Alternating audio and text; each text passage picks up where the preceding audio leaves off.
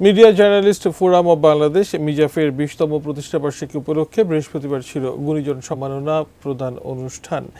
এই উপলক্ষে রাজধানী শিল্পকলা একাডেমিতে মিজাফ স্টার অ্যাওয়ার্ড ও সাংস্কৃতিক সন্ধ্যা আয়োজিত হয়। বর্ণাঢ্য এই আয়োজনে নাটক, সঙ্গীত, চলচ্চিত্র, সংবাদ উপস্থাপনা সহ বিভিন্ন ক্ষেত্রে অবদানের স্বীকৃতি হিসেবে গুণীজনদের সম্মাননা দেয় মিজাফ।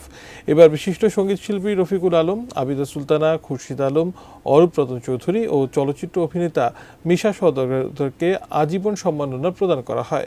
পুরস্কার প্রদানের ফাঁকে ফাঁকে ছিল দেশের খ্যাতিমান শিল্পীদের সঙ্গীত পরিবেশনা।